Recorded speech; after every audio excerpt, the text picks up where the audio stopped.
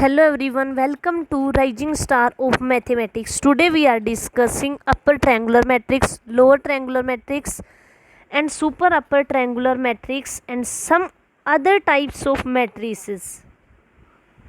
Backward diagonal, backward scalar diagonal and then we will discuss the exercise questions. तो हम सबसे पहले समझते हैं अपर ट्रायंगुलर मैट्रिक्स क्या होती है. A matrix is an upper triangular matrix if all the elements below the principal diagonal are zero. अब हम एग्जाम्पल से समझते हैं. जैसे ये हमारी डायगोनल एंट्रीज लिख ली A11, A22, A33 and 8nn. ठीक है, ये हमारी एक n क्रॉस n की मैट्रिक्स होगी हमारे पास. अगर इस मैट्रिक्स में ये हमारा हो गया प्रिंसिपल डायगोनल. अगर अपर ट्रायंगुलर की बात करते हैं तो लोअर वाले जीरो हो जाने चाहिए सारे के सारे. अगर हम लोअर ट्रायंगुलर की बात करेंगे तो अपर वाले जीरो हो जाने चाहिए. बस सिर्फ ये इतना सा कंसेप्ट है जो हमें याद रखना है कि अगर अपर ट्रायंगुलर की बात करते हैं तो जो हमारा प्रिंसिपल डायगोनल होता है उससे अगर अपर की बात कर रहे हैं तो लोअर वाले जीरो करने हैं हमें. ठीक है, अगर हम लोअर ट्रायंगुलर की बात करेंगे तो हमें अपर वाले जीरो करने हैं. अब इसको मैट्रिक नोटेशन में समझते हैं कि जैसे हमने मैट्रिक्स को कम्पैक्ट फॉर्म में लिखा था, अगर इसको भी हमें शॉर्ट फॉर्म में लिखना हो तो कैसे लिखेंगे. A matrix is an upper triangular if all the elements below the principal diagonal. ये जैसे प्रिंसिपल डायगोनल हो गया, इससे बिलो वाले यानी इससे नीचे वाले, अपर में नीचे वाले लोअर वाले जीरो होने चाहिए. ठीक है, अब मैथमेटिकली इस चीज़ को कैसे समझेंगे. अगर A is equal to AIJ n cross n की मैट्रिक्स है, इसको अपर ट्रायंगुलर बोलेंगे. अगर AIJ is equal to 0 for all I greater than J, कि I जहाँ जहाँ बड़ा होगा J से वहाँ वहाँ AIJ 0 के इक्वल होगा. तो अब अगर मैं आपको एक मैट्रिक्स लिख के दिखाऊँ, 3 क्रॉस 3 पे काम करते हैं. ठीक है, 3 क्रॉस 3. अगर ये मैट्रिक्स है A11, A12, A13, A21, A22, A23, A31, A32 and A33. अब बोला है जहाँ पर I greater than J upper triangular में वो सभी एंट्री जीरो हो जाएंगी. तो अपर ट्रायंगुलर में हमने क्या पढ़ा था कि ये प्रिंसिपल डायगोनल हो गया और इससे नीचे वाली जीरो, ये भी जीरो करनी है, ये भी जीरो करनी है, ये भी जीरो करनी है. तो यहाँ पर I क्या है 2, 2 greater than 1, 3 greater than 1, 3 greater than 2. तो ये एंट्री ऑटोमेटिकली जीरो होगी. और A12 यहाँ पर I लेस देन J है तो इसलिए ये एंट्री हमारी जीरो नहीं हुई. तो अगर किसी मैट्रिक्स को अपर ट्रायंगुलर बोलना है तो उस मैट्रिक्स में AIJ इज इक्वल टू 0. अगर I ग्रेटर देन J है तो AIJ हमारा 0 के इक्वल हो जाएगा. नेक्स्ट हम पढ़ते हैं लोअर ट्रायंगुलर मैट्रिक्स. जैसे अपर ट्रायंगुलर में क्या पढ़ा है, प्रिंसिपल डायगोनल के नीचे वाले जीरो हो जाते हैं तो लोअर ट्रायंगुलर में ऊपर वाले जीरो हो जाते हैं. ठीक है, अब इन mathematically A is equal to AIJ n cross n is said to be lower triangular matrix अगर AIJ is equal to 0, I less than J. अब लेस देन J के लिए क्योंकि यहाँ पर हम क्या लिखेंगे A11, यहाँ क्या लिखेंगे A12. तो A12 जीरो करना है, A13 जीरो करना है और A23 जीरो करना है. तो इन सब में क्या है I लेस देन J. तो इसलिए अगर हमें लोअर ट्रायंगुलर की बात करनी है तो प्रिंसिपल डायगोनल से अबव वाले जीरो करने हैं मेरे को. ठीक है, अब नेक्स्ट हम पढ़ते हैं ट्रायंगुलर मैट्रिक्स. ऐसी मैट्रिक्स या तो अपर ट्रायंगुलर हो और या फिर लोअर ट्रायंगुलर हो, इन दोनों में से एक हो जाए तो उस मैट्रिक्स को हम ट्रायंगुलर मैट्रिक्स बोलते हैं. ठीक है, a matrix which is either upper triangular और a lower triangular is called a triangular matrix.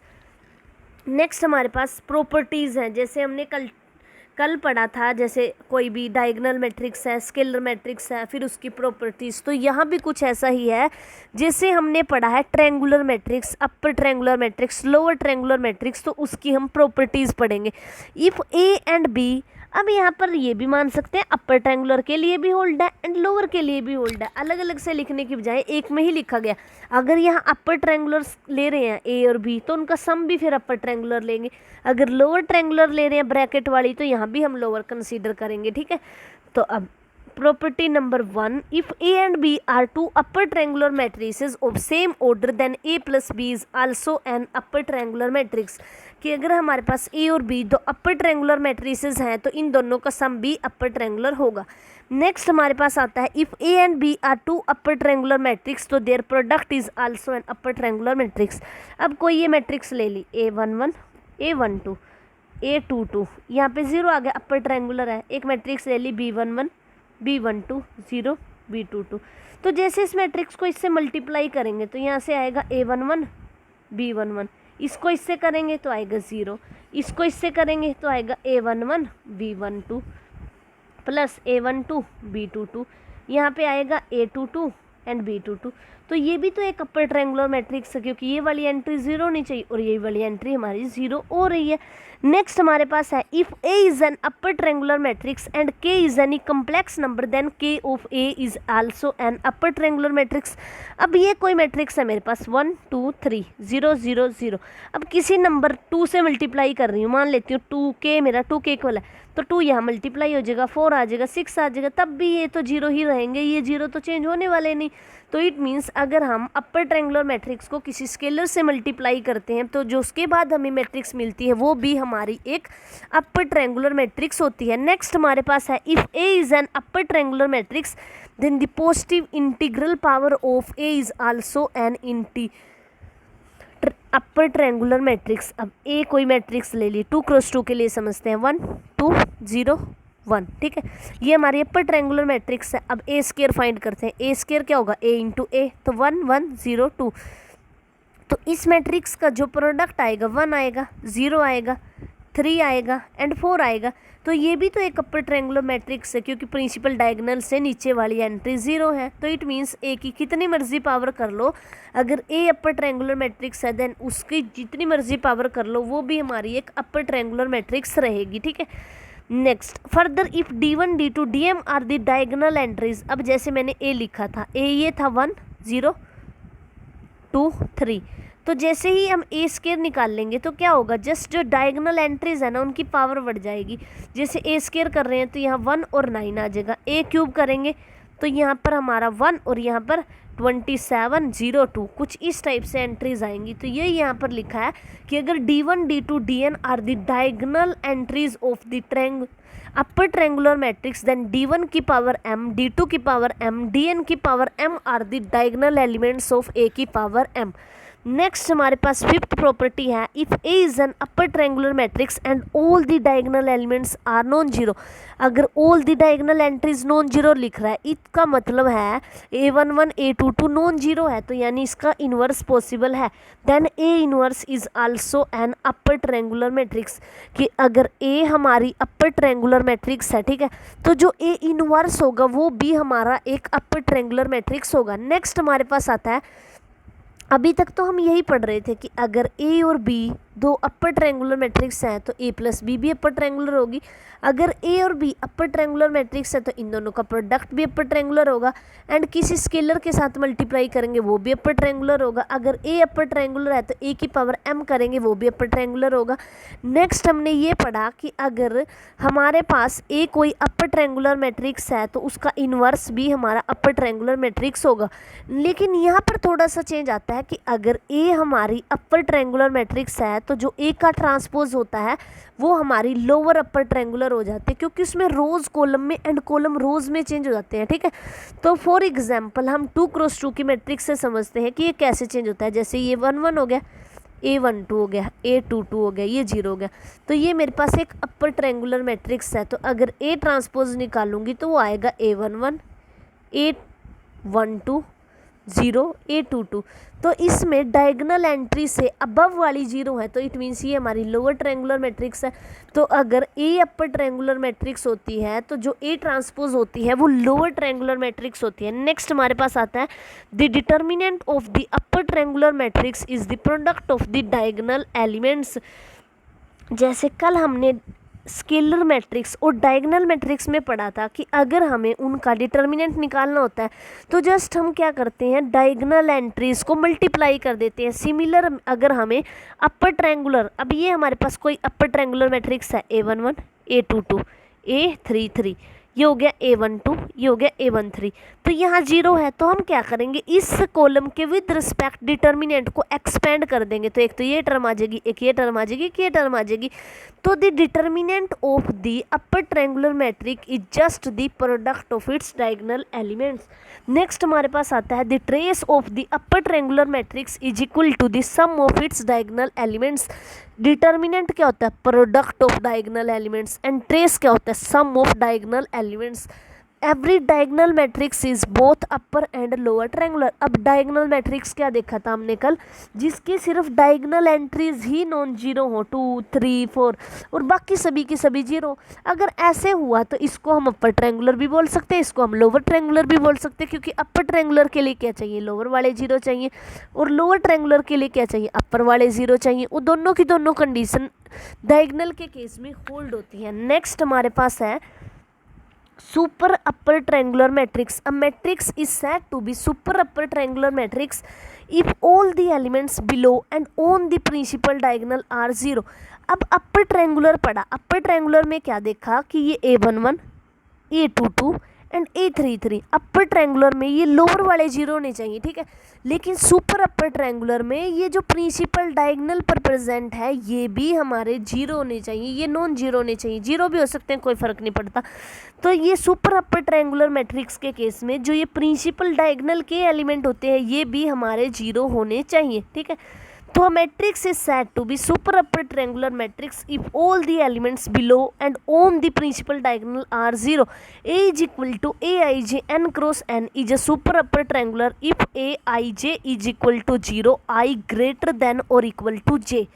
Next हमारे पास आता है सुपर लोअर ट्रायंगुलर मैट्रिक्स, ऐसी मैट्रिक्स जिसमें अपर वाले भी जीरो हों और प्रिंसिपल वाले भी जीरो हो जाए, तो उस मैट्रिक्स को बोलते हैं हम super lower triangular matrix. A matrix is said to be super lower triangular matrix if all the elements above the principal diagonal, जैसे ये प्रिंसिपल डायगोनल हो गया A11 A22 A33, और इसमें अपर वाले जीरो हो रहे हैं और साथ में ये जो प्रिंसिपल डायगोनल पर प्रेजेंट है ये भी हमारे जीरो हो जा रहे हैं, तो हम बोलेंगे जो हमारी मैट्रिक्स है वो हमारी होगी super upper lower triangular matrix. Next, अब मैथमेटिकली इसको कैसे सोचेंगे, A I J is equal to 0 for all I less than और इक्वल टू जे। ये इक्वलिटी अब आनी शुरू हुई है, लोअर ट्रायंगुलर के केस में आई लेस देन जे के लिए था कि A I J is equal to 0 if I less than J. Next, अब हम super upper triangular and lower upper triangular की कुछ प्रॉपर्टीज़ पढ़ेंगे।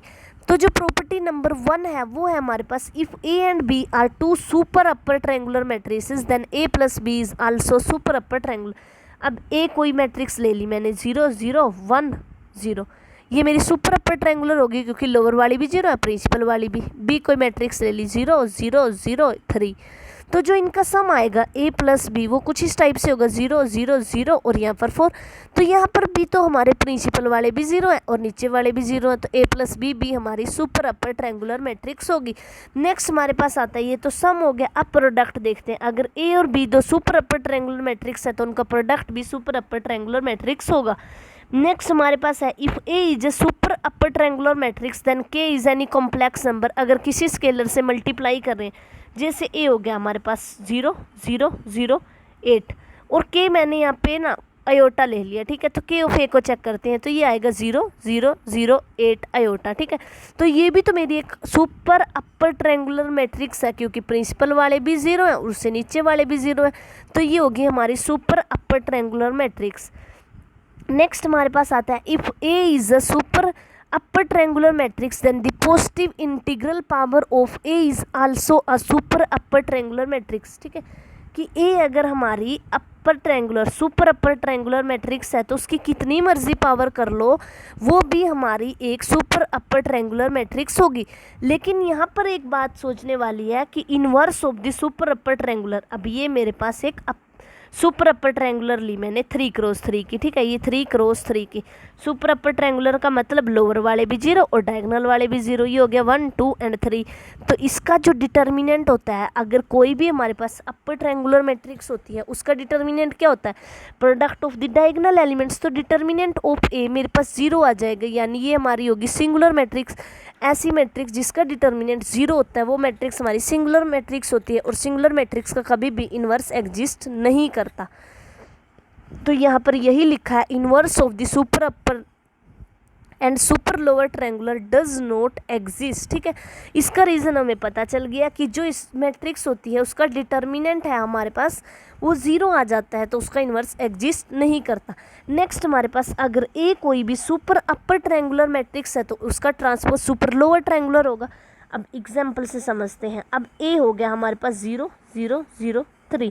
अब ए ट्रांसपोज होगा हमारे पास, वो होगा 0 3 0 0। तो अगर ए हमारे पास यहाँ पर अपर ट्रायंगुलर मैट्रिक्स थी क्योंकि लोअर वाले 0 थे, तो यहाँ पर अगर हम देखें तो ए ट्रांसपोज हमारी सुपर लोअर ट्रायंगुलर मैट्रिक्स है। नेक्स्ट हमारे पास है A is the determinant of the super upper triangular matrix is 0, क्योंकि डिटर्मिनेंट क्या होगा, प्रोडक्ट ऑफ डायगोनल एंट्रीज, और डायगोनल पर प्रिंसिपल डायगोनल पर एंट्रीज क्या है 0 0, तो डिटर्मिनेंट यहाँ से क्या होगा 0। नेक्स्ट हमारे पास है the trace of the super upper triangular matrix is 0, कि जो उसका ट्रेस होगा हमारे पास वो क्या होगा 0 मैट्रिक्स 0 होगा, क्योंकि उसकी प्रिंसिपल पर एंट्रीज ही सारी की सारी 0 है, तो इस वजह से उसका ट्रेस क्या होगा 0।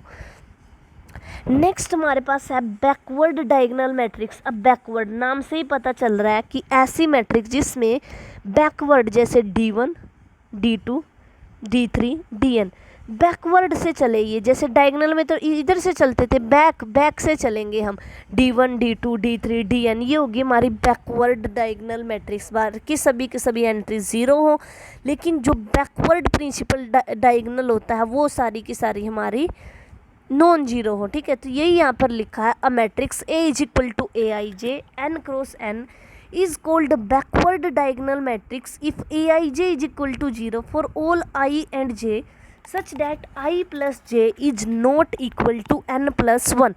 ठीक है, अब यहाँ से हम 3 क्रॉस 3 की मैट्रिक्स से समझते हैं। A11 लिया, A12 लिया, A13 लिया, A21 A22 A23 A31 A32 A33। ठीक है, तो अब इन्होंने बोला है I प्लस जे अगर n प्लस 1 के इक्वल होगा तो एंट्री D1 D2 D3 कुछ भी होंगी, लेकिन अगर नॉट इक्वल टू 0 होगा तो एंट्री 0 होगी। अब I प्लस जे ये हो गया हमारे पास, यहाँ पर मैट्रिक्स है 3 क्रॉस 3 की। ठीक है, तो हम ऐड करके देखेंगे 1 प्लस 1 हमारा इक्वल नहीं है यहाँ पर 3 प्लस 1 के, तो ये एंट्रीज तो होगी 0। यहाँ पर चेक करेंगे 1 प्लस 2 ये तो नहीं है हमारा 4 के इक्वल, तो ये भी 0 होगी। अब ये 1 प्लस 3 ये 4 के इक्वल है, तो यहाँ ये एंट्री हमारी नॉन जीरो होगी, ये भी एंट्री नॉन जीरो, ये भी नॉन जीरो, और बाकी सभी की सभी एंट्री हमारी 0 हो जाएंगी, क्योंकि I प्लस जे हमारा n प्लस 1 के इक्वल बैकवर्ड डायगोनल पर ही होता है। ठीक है, तो नेक्स्ट हम प्रॉपर्टीज़ पढ़ेंगे, जैसे डायगोनल मैट्रिक्स की थी, सेम बैकवर्ड डायगोनल मैट्रिक्स के केस में भी है कि sum of the backward diagonal matrix is of same order is again a. अभी तक तो सभी सही चल रहा था कि बैकवर्ड का सम करते हैं, प्रोडक्ट करते हैं, स्केलर से मल्टीप्लाई करते हैं तो एसटीज आ जाता था, लेकिन इस केस में प्रोडक्ट के केस में थोड़ा चेंज होगा। ठीक है, अब पहले हम सम के बारे में पढ़ते हैं। Sum of the two backward diagonal matrices of same order is again a backward diagonal matrix of that order. अब ए हमने एक बैकवर्ड डायगोनल मैट्रिक्स ली 0 0 D1 0 0 D2 जिस, तो ये हमारे पास बैकवर्ड डायगोनल मैट्रिक्स होगी। बी भी एक बैकवर्ड डायगोनल मैट्रिक्स होगी, तो इन दोनों का सम करेंगे वो भी हमारे पास बैकवर्ड डायगोनल मैट्रिक्स होगा। नेक्स्ट हमारे पास है the product of the two backward diagonal matrix may और may not be a backward diagonal matrix. अगर हम किसी भी A matrix backward diagonal, B matrix backward diagonal, लेकिन इन दोनों का जो प्रोडक्ट होता है ना वो एक डायगोनल मैट्रिक्स बनता है। ठीक है, अगर हम इवन टाइम्स मल्टीप्लाई करेंगे तो वो हमें डायगोनल मैट्रिक्स देगा, लेकिन अगर हम ओड टाइम, जैसे यहाँ पर ए बी हमारे पास बैकवर्ड डायगोनल थी, बी बी बैकवर्ड डायगोनल थी, ठीक है, तो इन दोनों का प्रोडक्ट हमारे पास डायगोनल मैट्रिक्स आया। लेकिन अगर सी भी एक बैकवर्ड डायगोनल मैट्रिक्स होती तो इनका प्रोडक्ट बैकवर्ड डायगोनल मैट्रिक्स आता। ठीक है, तो अगर ए हमारे पास डायगोनल मैट्रिक्स है D1 D2 DN इस टाइप की, बी भी डायगोनल है, तो इन दोनों का प्रोडक्ट एक डायगोनल मैट्रिक्स आएगा। नेक्स्ट हमारे पास है the scalar product of the backward diagonal matrix again a backward diagonal matrix. ठीक है, ये तो सेम चल रहा है जैसे डायगोनल के केस में था, स्केलर के केस में था, और ऊपर अपर ट्रायंगुलर के केस में पड़ा, ये सेम चल रहा है कि स्केलर से मल्टीप्लाई करो वो भी हमारी एक बैकवर्ड डायगोनल मैट्रिक्स आती है। नेक्स्ट हमारे पास है इंटीग्रल पावर, कि जब हम पावर करते हैं किसी भी नंबर की, जब हम पावर करते हैं, if A is a backward diagonal matrix then the positive integral power of may or may not be a backward diagonal matrix. However, the positive odd power of A is a backward diagonal. अगर हम A की 3 power करेंगे, A की 5 power करेंगे, A की 7 power करेंगे, तो वो तो हमें बैकवर्ड डायगोनल मिलेगी, लेकिन अगर ए स्क्वायर करेंगे तो वो हमें एक डायगोनल मैट्रिक्स मिलती है, A4 करेंगे वो भी हमें डायगोनल मैट्रिक्स मिलती है, ठीक है। तो यहाँ पर समझाया गया है यही चीज़ कि अगर ये हमारे पास एक बैकवर्ड डायगोनल मैट्रिक्स है 0 0 0 D1 0 0 D2 0 एंड DN 0 0, तो जो अगर हम ए की ओड पावर करेंगे तो फिर तो हमें बैकवर्ड डायगोनल मैट्रिक्स मिलेगी, लेकिन अगर हम इवन पावर करेंगे तो हमें डायगोनल मैट्रिक्स मिलेगी। और जो उसकी डायगोनल की एंट्रीज है वो देख लेते हैं। जो यहाँ पर हमें बैकवर्ड डायगोनल मैट्रिक्स मिलेगी उसकी जो पावर्स होंगी, ये वाला एलिमेंट है ना जो ये वाला, इस वाले के साथ मल्टीप्लाई होगा, तो dn की पावर m, d1 की पावर m प्लस 1, d2 की power m plus 1, dn minus 1 की पावर m एंड dn की power m plus 1d।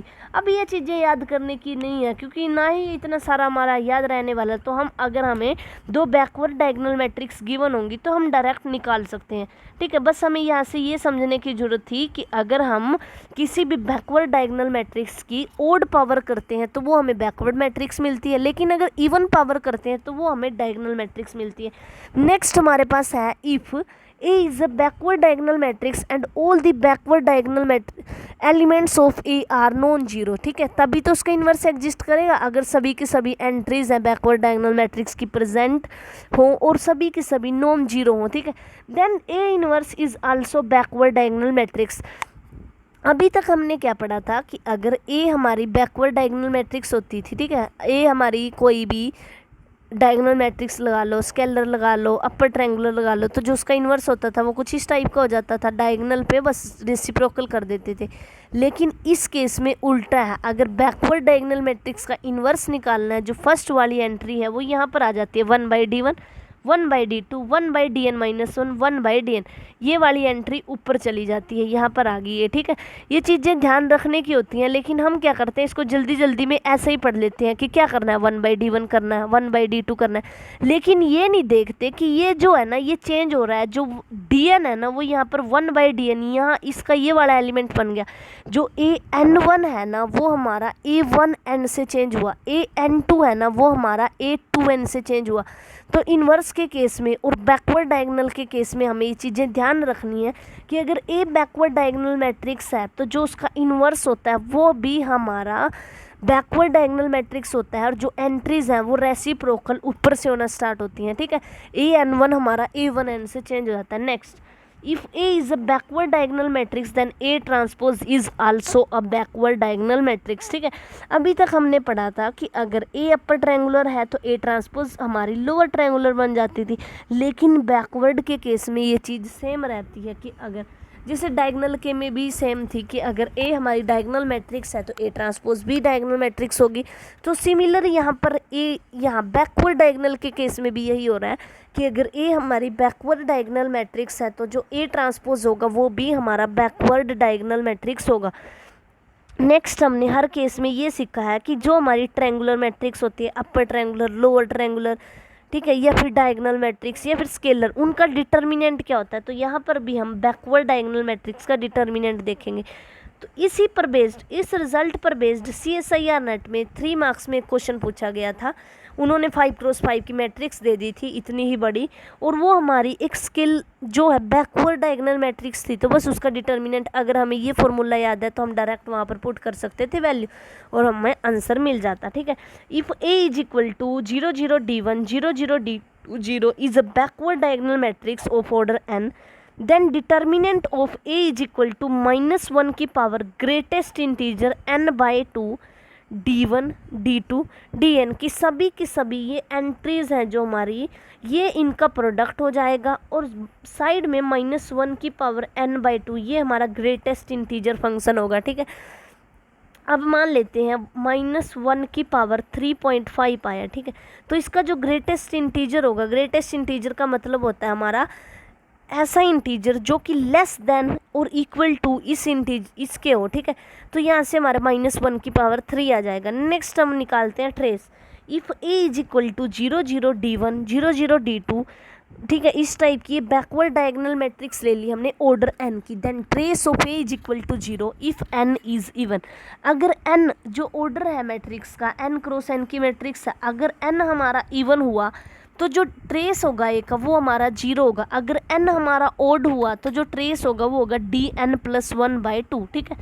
Next हम पढ़ते हैं backward scalar matrix. Scalar matrix के और डायगोनल में सिर्फ इतना सा फ़र्क होता है कि जो सभी एंट्रीज हो जाती हैं, जो हमारी i plus j is equal to n+1 के लिए एंट्रीज थी, कुछ भी आ रही थी d1 d2 d3, अब वो सारी एंट्री सेम आएंगी जैसे कि k। तो यहाँ पर यही लिखा हुआ है, a matrix A is equal to a I j n cross n is called a backward scalar matrix if aij is equal to k, if I plus j is equal to n+1 and 0 if I plus j is not equal to n+1। अब similar way में हम इसकी properties करते हैं। Sum of two scalar backward scalar matrices is again a backward scalar matrices of that order.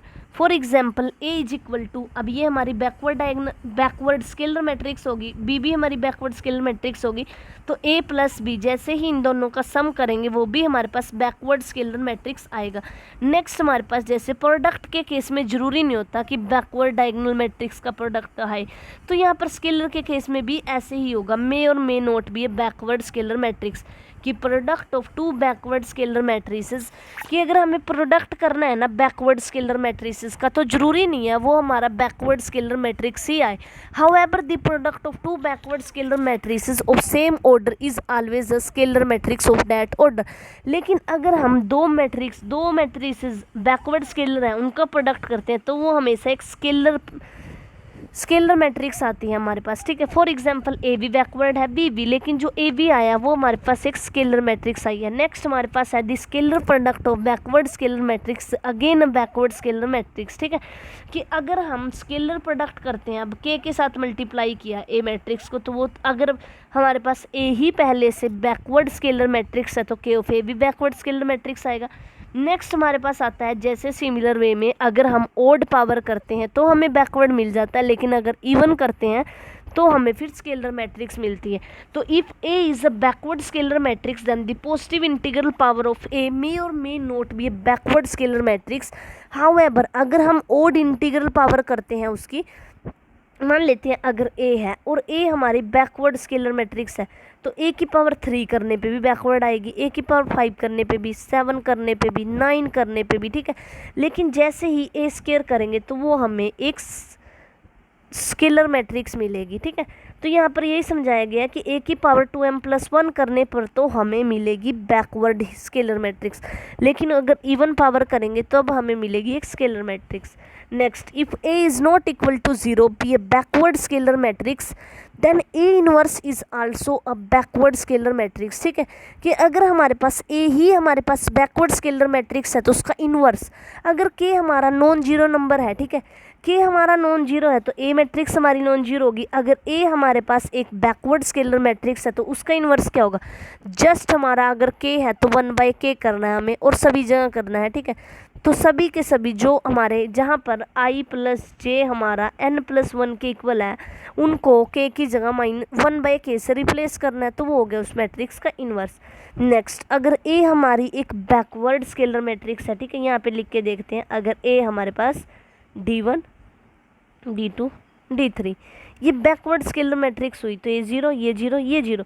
अब इसका transpose लेते हैं। ट्रांसपोज में क्या करते हैं, जो फर्स्ट रो होता है वो फर्स्ट कॉलम बन जाता है 0 0 d1, ये क्या हुआ 0 d2 0, ये क्या हुआ 0 0 d3 0 0, ठीक है। लेकिन यहाँ पर अगर हम स्केलर की बात करते हैं तो स्केलर के केस में क्या होता है, d1 भी इक्वल होता है d2 के और d2 भी इक्वल होता है d3 के। तो इट मीन्स स्केलर मैट्रिक्स के केस में अगर हम ट्रांसपोज लेते हैं किसी मैट्रिक्स का तो वो हमारा बैकवर्ड स्केलर मैट्रिक्स ही आता है। नेक्स्ट हमारे पास है if a is equal to 0 0 0, ये हमारे पास क्या है, एक बैकवर्ड स्केलर मैट्रिक्स। तो इसके डिटर्मिनेंट की बात करें अगर हम, determinant of a is equal to -1 की पावर, वही जैसे कि हमने बैकवर्ड मैट्रिक्स का निकाला था वैसे ही बैकवर्ड स्केलर मैट्रिक्स का है -1 की पावर ग्रेटेस्ट इंटीजर n/2। अब हम बैकवर्ड डायगोनल में क्या कर रहे थे, यहाँ d1 d2 dn तक, ठीक है। लेकिन d1 d2 सभी इक्वल है तो यहाँ हम जस्ट कर देंगे k की पावर n। नेक्स्ट हम बात करते हैं ट्रेस की, कि कैसे हम किसी भी बैकवर्ड स्केलर मैट्रिक्स का ट्रेस फाइंड कर सकते हैं। तो if a is equal to 0 0 k 0 0 k 0 and k 0 0 is a backward scalar matrix then trace of a is equal to 0 if n is even, ठीक है। तो अब मैं यहाँ पर एक मैट्रिक्स लेती हूँ 2x2 की, ये हो गया D1, ये हो गया D2, ये हो गया 0, ये हो गया 0, ये होगी 2x2 की matrix.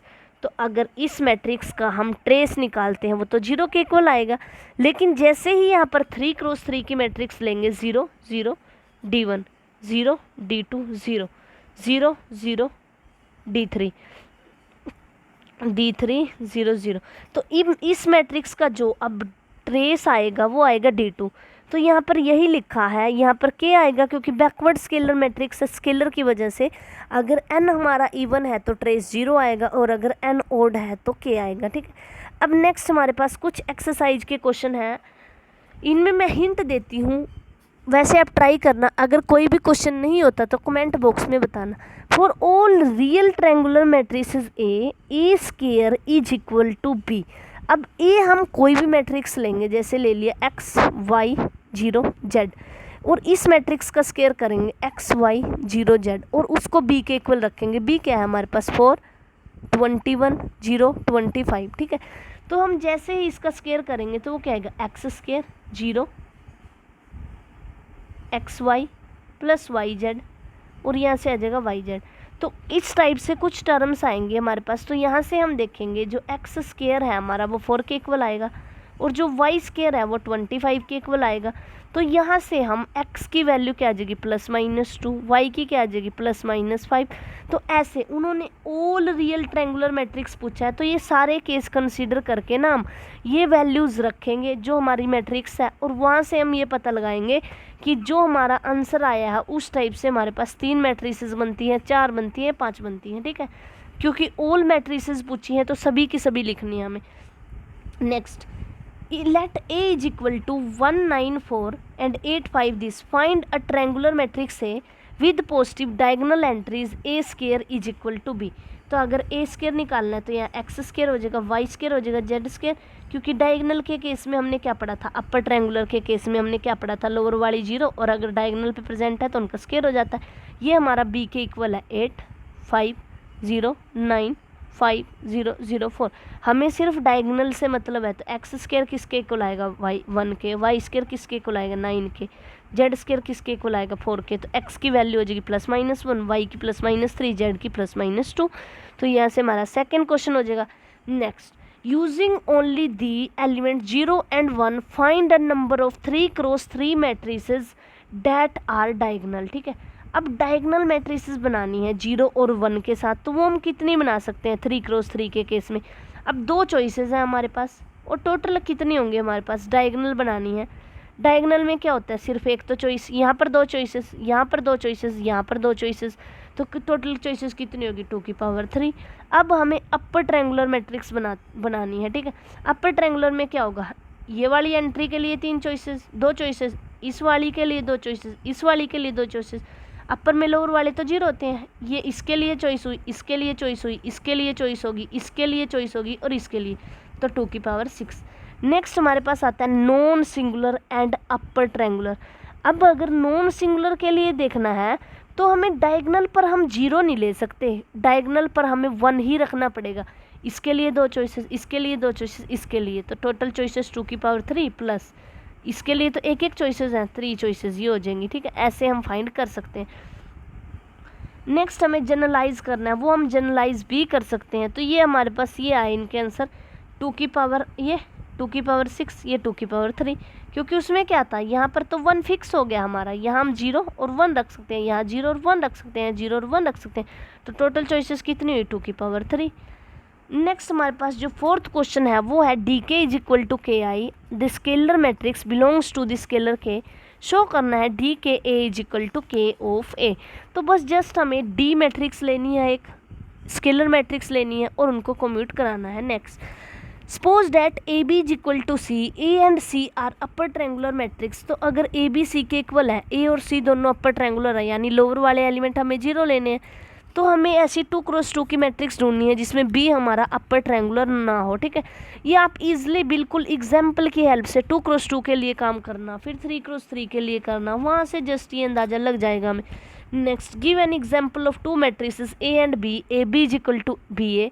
But neither a nor b a scalar matrix. ठीक है, तो ये रहा हमारे पास इसका एग्जाम्पल कि अगर हम ए मैट्रिक्स को ले लेते हैं, A is equal to 1 2 3 1 and B is equal to 2 2 3 2, तो यहाँ से हमारे पास आता है A B is equal to B A, यानी हमें दो ऐसी नॉन स्केलर मैट्रिसेस ढूंढनी है जो आपस में कम्यूट करें लेकिन वो स्केलर मैट्रिसेस नहीं हो। तो ये हमारा एक एग्जाम्पल है। ऐसे आप बहुत से एग्जाम्पल बना सकते हो। जैसे इस पर वर्क करोगे, थोड़ा सोचोगे तो अपने आप माइंड में आएगा कि हाँ हम ये ले सकते हैं। ऐसी दो मैट्रिसेस ढूंढनी है। इस केस में हमें जो हमारी स्केलर मैट्रिसेस ना हो लेकिन फिर भी वो कम्यूट करें, क्योंकि scalar matrices are only matrices which commutes with every matrices of that order. ठीक है, तो इसलिए इन्होंने ये बोला है कि A B is equal to B A हो लेकिन ना तो ए स्केलर हो और ना ही बी स्केलर हो, तो ये कम्यूट करें लेकिन फिर भी। तो ऐसी मैट्रिक्स हम ढूंढ तो सकते हैं जो कम्यूट करती हैं आपस में A B is equal to B A. ठीक है, अब ये हमारे एक्सरसाइज के क्वेश्चन है। अगर इनमें से आपको किसी भी क्वेश्चन में डाउट है, स्क्रीनशॉट ले लीजिए और यहाँ से इनको ट्राई कीजिए। अगर किसी भी क्वेश्चन में डाउट है तो कमेंट बॉक्स में लिखिए, मैं नेक्स्ट वीडियो में उनको सोल्यूशन प्रोवाइड कराऊंगी। Thank you for watching. अगर आपको मेरा ये चैनल पसंद आ रहा है तो चैनल को सब्सक्राइब कीजिए एंड ज़्यादा से ज़्यादा शेयर कीजिए।